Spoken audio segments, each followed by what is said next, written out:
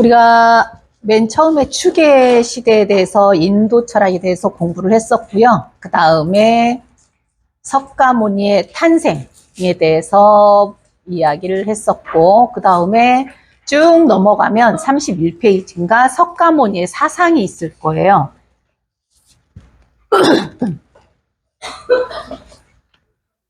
네, 석가모니의 사상, 무아, 무상, 고 이 부분에 대해서 공부를 하겠습니다. 사실은 이제 제가 이렇게 자꾸 영상이 나가니까 문정교당은 왜 정토님이 설교하세요라고 하는데 저는 절대 지금 설교를 하는 게 아니라 강의를 하고 있습니다. 사실은 이게 이제 제가 만든 책인데 그 전북대학교에서 강의하는 내용이 불교철학 강의하는 내용인데 이 안에 어마어마한 PPT가 이렇게 들어있어요. 이 PPT가 어떻게 되냐면 그 인도 탄생부터 해서 인도에서 석가모니가 탄생하고 중국으로 넘어와서 중국 철학, 그 다음에 한국으로 넘어와서 한국 불교 철학까지 쭉 연결이 된 책이거든요. 근데 이게 너무 아깝더라고요, 사실은. 그래서 우리가 원불교를 소태산 대종사님이 만드시면서 저는 금강경을 가장 좋아합니다라고 했는데 그러면 소태산 대종사님의 뜻을 이해를 하려면 꼭 금강경이 궁금해지고요. 금강경이 궁금해지면서 중국의 선불교를 이해를 해야 되고요. 중국의 선불교를 이해하려고 보면 인도로 넘어가서 석가모니의 사상을 이 초기 석가모니가 불교를 만들었을 때 석가모니 부처님의 사상을 이해를 해야 되고 석가모니 부처님 사상을 이해하려면 그 전에 인도 철학까지 다 이해를 해야 되거든요. 그래서 저는 거꾸로 인도 철학부터 해서 석가모니의 사상, 그 다음에 다음 주에는 중국으로 넘어가서 중국 사상, 그 다음에 이제 원불교가 만들어졌을 때의 그 배경까지 쭉 이어서 할 거고요. 그 다음 이제 어떤 분이 금강경이 좀 궁금하다라고 하는데 금강경을 아주 쉽게 왜 대종사님이 금강경을 너무너무 좋아하셨는가 그 부분까지만 강의를 하고 내려가겠습니다. 저는 절대 설교를 안 합니다. 자, 그러면 석가모니의 사상에 대해서 이제 무상, 무아, 고를 말씀을 하셨는데 깨달음에 이르는 체계적인 가르침을 석가모니 부처님은 중도, 사성제, 오온, 무아, 연기 이렇게 설명을 해주셨어요. 연기의 법칙에 대해서 먼저 설명을 한다면 모든 것은 상호 의존 관계에 의해서 발생한다. 모든 것은 의존적 발생이다. 뭐뭐로 말미암아. 여기 송한성이라는 학생이 있는데 송한성이가 지난 생에 업에 의해서 지금 태어났고 또 지금 엄마 아빠와 관계를 맺고 학교 선생님, 학원 선생님, 여기 문정교당의 교도님, 또 그 다른 모든 관계에 의해서 의존적으로 발생한 것이 지금 여기 앉아있는 송한성이다라고 하면서 뭐뭐로 말미암아서 지금 이 자리에 존재를 한다. 이것이 있기 때문에 저것이 있고 이것이 생기기 때문에 저것이 생긴다. 이것이 없기 때문에 저것이 없고 이것이 사라지기 때문에 저것이 사라진다라는 경전 자바함경에서 나오는 건데 괴로움, 고통은 어리석기 때문에 발생한다. 그러므로 그 원인을 제거하면 괴로움이 사라진다라고까지 연기의 법칙을 설명을 해 주셨어요.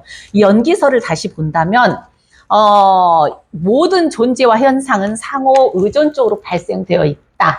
예를 들어서 씨앗을 심었는데 꽃이 핀다. 그런데 인과관계, 원인과 결과 사이에는 꼭 인연이 있더라. 그 인연, 비도 내리고 햇빛도 비춰지고 농부에 그 풀도 뽑아주는 정성도 있고 필요할 땐 약도 해야 되고 그래서 얻어지는 것이 바로 이 꽃이라는 결과이더라. 그런데 우리는 이 연기의 진리를 깨닫지 못하고 살더라. 그러면서 생로병사의 고통에서 헤매고 살더라. 서로 원인과 결과로 연결된 이 원인에 의해서 생겨나고 소멸하는 이 이치를 모르기 때문에 이건 무슨 뜻이냐면 우리 인도 철학할 때 뭐라고 그랬어요? 노예는 전생에도 노예고 지금 이 생에도 노예고 다음 생에도 노예더라라는 그 인도의 본래 사상에 어떻게 한 거죠? 저항을 하면서 새로운 혁명적인 종교를 만든 거죠.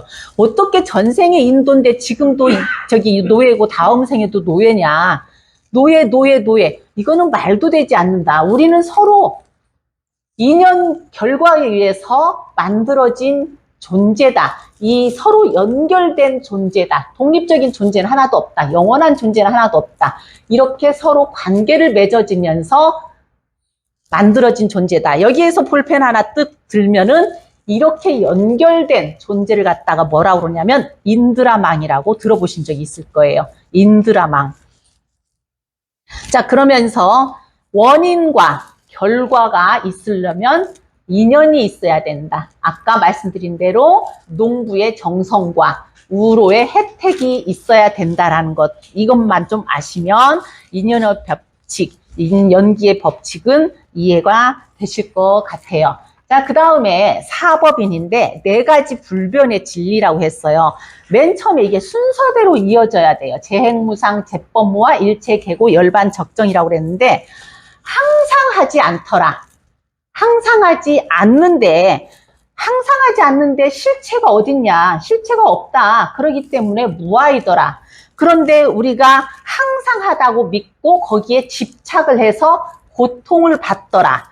고통을 받지 않으려면, 이 욕망에서 벗어나려면은 어떻게 해야 된다?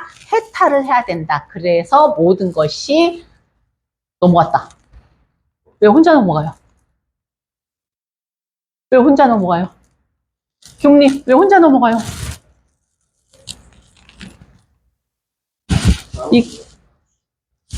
이것도 지 맘대로네.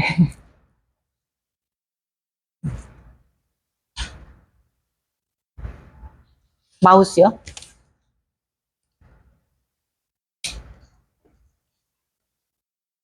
라고 하면서 순서대로 보셔야 돼요.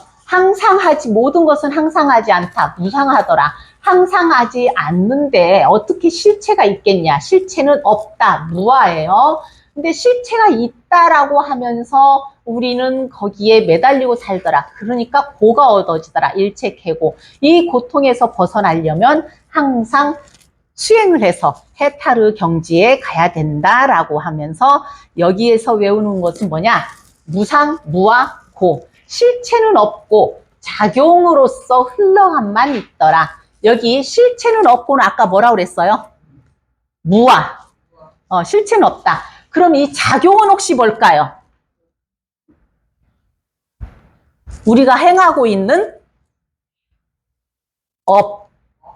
업만 남더라. 업으로서 우리는 흘러감만 있더라. 흘러감은 뭐죠? 그러면 아까 무상, 무아, 고 중에서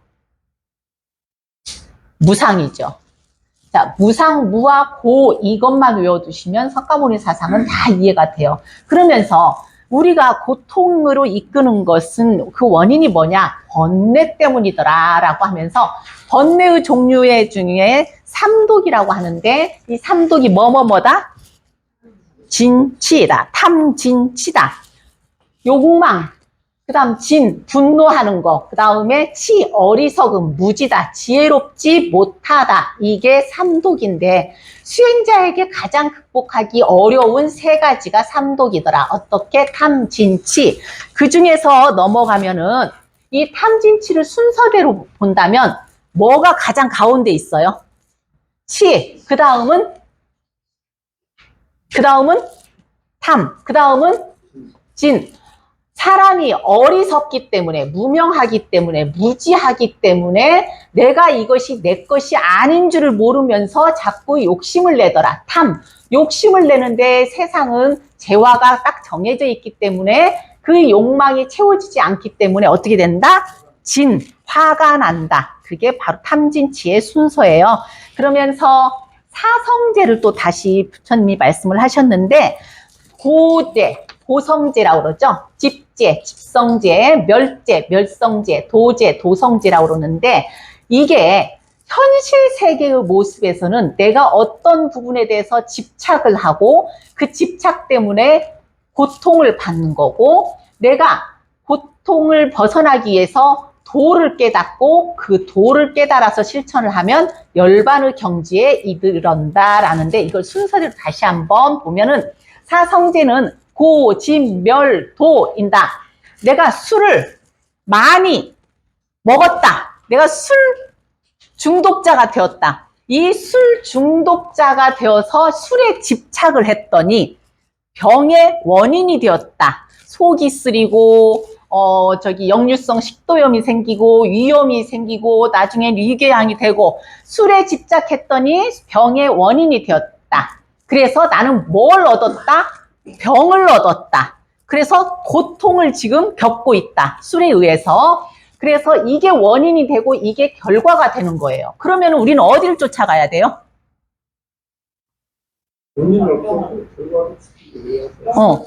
병원을 쫓아가야죠. 병원을 쫓아가서 의사 선생님을 만나서 치료제를 얻었다. 약을 얻었다. 그 약을 먹고 나서 병이 소멸됐다. 멸이에요. 그러면은 이것이 원인이 돼서 이것이 결과가 됐어요. 술을 몽땅 먹은 것이 원인이 돼서 병이라는 것을 얻었어요. 그럼 여기에서는 의사를 찾아가서 약을 받고 치료제를 받았다. 이게 원인이 됐어요. 다시 그 결과가 병이 소멸됐다. 이렇게 되셔야 돼요. 원인, 결과, 원인, 결과. 이렇게 사성제는 고진멸도로 이루어져 있더라. 해서 이것이 원인이 돼서 술에 집착해서 고통을 얻고, 그래서 의사를 찾아가서 약을 먹고 나서 병이 사라졌다. 이렇게 구조를 이해를 하시면 돼요. 그 다음 석가모니 대통령이란다. 자꾸 석가모니 부처님이 중도라고 말씀을 하셨는데, 중도는 뭐냐면 중간이 아니라 올바름이다 라고 하면서, 여기에 뭐라고 쭉 써 있는데 딱 한마디로 말씀을 드린다면, 지금 이 자리에 취해야 할 가장 올바름이 중요해요. 지금 이 자리에서. 자, 예를 들어 봅시다. 여기에 독화살을 맞았어요. 누가 독화살을 쏜 건지, 독의 재료는 무엇이냐, 이게 지금 중도짜리일까요? 아니죠. 이게 지금 중요해요? 빨리 빼야죠, 독을. 그보다는 우선 독화살을 제거하고 상처를 치유하는 게 먼저죠. 이게 중도예요. 지금 이 자리에서 취해야 할 가장 올바른 거. 근데 지금 이 양반은 누가 독화살을 쏘았니? 독의 재료는 무엇이니? 이게 중요한 게 아니다라는 거죠. 그래서 가장 중요한 거, 지금 이 자리에서 가장 올바름을 취하는 거, 괴로움에서 벗어나는 지혜는 바로 중도더라라고 하면서 팔정도를 구체적으로 말씀을 하셨어요. 중도의 구체적인 실천 방법이 바로 팔정도인데, 8가지 바른 길, 깨달음으로 가는 지름길, 바른 방법인데, 제가 여기다가 괄호를 했어요. 팔정도는 훌륭한 인격을 갖추는 길, 이 가운데 핵심은 뭐다라고 했는데, 학생 같으면 이걸 가지고 시험 문제를 보거든요. 근데 훌륭한 인격을 갖추는 길, 이 가운데 핵심은 무엇이다? 팔정도 중에서 부처님이 말씀을 하셨어요. 비구들이요, 알미 있는, 여기 잘 보셔야 돼요. 알미 있는 현명한 자에게 바른 견해가 생긴다. 바른 견해가 있는 이에게 바른 사유가 생긴다. 바른 사유가 있는 이에게 바른 언어가 생긴다. 바른 언어가 있는 이에게 바른 행위가 생긴다. 바른 행동이 있는 이에게 바른 삶이 생겨지고, 바른 삶이 생겨지는 애에게 바른 노력이 생겨지고, 바른 노력이 있는 이에게 바른 마음 챙김이 생겨지고, 바른 마음 챙김이 있는 이에게 바른 집중이 생긴다. 맨 위에 뭐가 가장 중요하다고 했어요? 바른 견해. 바른 견해가 뭘까요? 이렇게 쭉 아까 말씀드린 것을 쭉 정리를 한다면, 바른 견해, 바른 사유, 바른 노력, 바른 집중, 바른 선정, 바른 행위, 바른 생계수단, 바른 말이 8가지가 있는데, 이 8정도 중에 제일 중요한 게 뭐다? 바른 견해가 제일 중요하다. 그래서 아까 여기에 답은 정견이에요. 정견. 이 정견이 뭘까요? 바른 정견, 바른 견해가 뭘까요? 바로 지혜예요. 막 거기다 적으세요. 바른 지혜는 뭘까요? 반야예요. 반야. 그러니까 지혜를 반야라고 하는데, 반야, 우리가 반야, 바람일다, 신경 그러죠. 반야, 바람일. 바람이란 사랑하다 뜻이거든요. 우리는 지혜를 사랑한다. 결국은 우리는 가장 올바른 지혜를 추구하고 사랑하고, 그게 바로 반야, 바람일이란 뜻이에요. 반야는 지혜, 바람일은 사랑하다. 반야, 바람일. 그렇기 때문에 석가모니 부처님은 가장 맨 앞에 알미 있는 현명한 자에게는 바른 견해가 생긴다고 말씀을 드렸고, 바른 견해가 가장 중요하다. 불교의 기본적인 목적이자 궁극의 목적은 고통에서의 해방이에요. 고통에서의 해방은 결국은 지금 이 자리, 저번 주에도 말씀드렸지만 뭐였죠? 지금 이 자리에 행복이었어요. 자, 이 부처님이 돌아가신 후에 교단이 변화가 생기는데, 부처님 살아생전에 그 불교를 근본불교라고 해요. 근본불교라고 하는데, 부처님이 돌아가시고 나서 아니야, 부처님이 이렇게 말씀하셨어. 아니야, 이렇게 말씀하셨어. 아니야, 이렇게 말씀하셨어. 라고 하면서 부파가 생겨요. 각 파가 생기기 시작을 해요. 이게 이제 부파불교라고 하는 거고, 부파불교로 하면서 소승불교와 대승불교로 나눠지고, 이 소승불교가 남방, 미얀마, 스리랑카 쪽으로 가고, 대승불교는 어디로 넘어오냐면 다음 주에 공부할 중국으로 넘어가고, 한국으로 넘어가고, 일본으로 넘어가고, 티베트로 넘어가요. 그래서 우리는 석가모니 부처님의 불교를 믿을까요? 대승불교를 믿을까요? 대승불교를 믿게 되어 있어요. 왜냐? 다음 주에 설명할 중국으로 넘어가서 중국의 유교 사상과 합쳐지고, 또 하나 도교와 합쳐지고 하면서 중국의 사상과 합쳐지면서 한국으로 넘어온 대승불교를 믿고 있지, 석가모니 부처님의 불교를 정통으로 받아들이지는 않고 있다라는 거죠.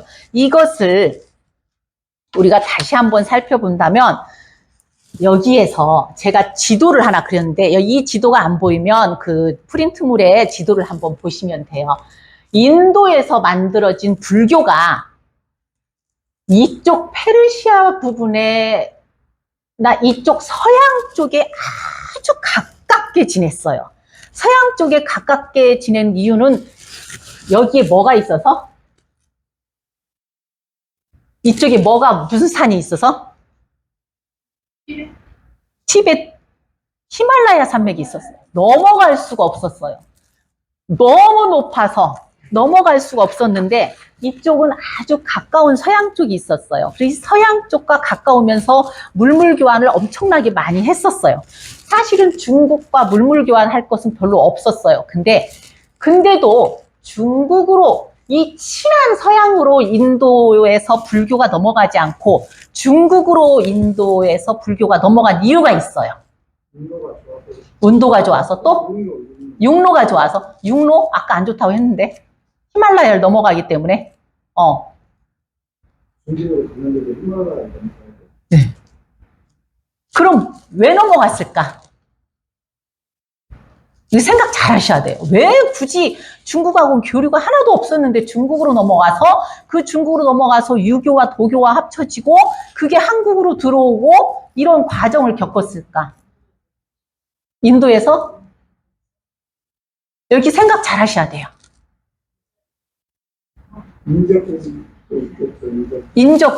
인접국은 아까 이쪽 서양이 훨씬 가깝고 훨씬 편했어요. 모든 물물 교환도 서양만 했었어요. 받아들이는 사상 이쪽이 편해서. 여러분들, 제가 그 햄버거를 만들었어요. 햄버거 장사 너무 잘 되는 거예요. 너무 잘 되는데, 이걸 가지고 햄버거가 더 발달된 나라에 가서 팔을까요? 햄버거가 없는 나라에 가서 팔 거예요? 없는 나라에서 가서 팔 거예요. 이 시대는 중국이 문화가 발달이 거의 안 됐어요.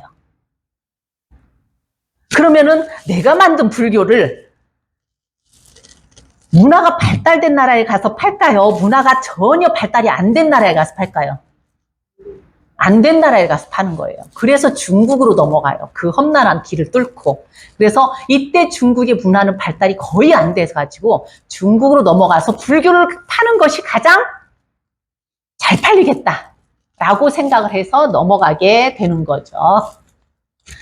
그래서 불교는 정리를 하자면 인도 카스트 제도라는 브라만 계급, 크샤트리아 계급, 바이샤 계급, 슈드라 계급, 이 계급이라는 사회 불평등과 모순에서, 그리고 그 운명의 굴레, 너는 전생의 노예였는데 지금 이 생도 노예고 다음 생도 노예라는 이 벗어날 수 없는 이 종교에 반발을 해서 인도 종교의 혁명을 일으킨 것이 바로 석가모니의 불교고요. 그 다음 불교는 유대교의 뿌리를 둔 기독교, 이슬람교와 절대신, 유일신교에 의지해서 구원을 바라는 종교였는데 불교는 아니다. 불교는 스스로 노력과 수행에 의해서 극락에 이르는 정신적인 종교다라고 하면서 혁명을 일으킨 종교고요. 불교에는 사실은 이 유일신에 대한 구원은 없다. 대신 가르침을 듣고 각성해서 집착에 여의지 않고 스스로 자각해서 극락으로 가는 게 불교다라고 하면서 석가모니가 만든 불교의 의의를 이렇게 두고 있어요. 그러면서 시타르타, 고타마 시타르타가 열반할 때 자기를 등불로 삼고 진리를 등불로 삼아라라고 했죠. 자등명, 법등명이라고 하는데 이게 우리 이론상 서문에 나오죠. 우리 어리석은 중생은 뭐죠? 무명, 무지한 중생이죠. 우리 어리석은 중생은 법신불 이론상을 채받아서 그러죠. 그러면서 심신을 원만하게 외워보세요. 수호하는 공부를 하며 또는 사리를 원만하게 아는 공부를 하며 또는 심신을 원만하게 사용하는 공부를 지성으로 해서라고 했죠. 법신불 이론상 무엇을? 진리는 뭐예요? 법이에요. 그래서 석가모니 대통령, 아니, 자꾸 대통령이래.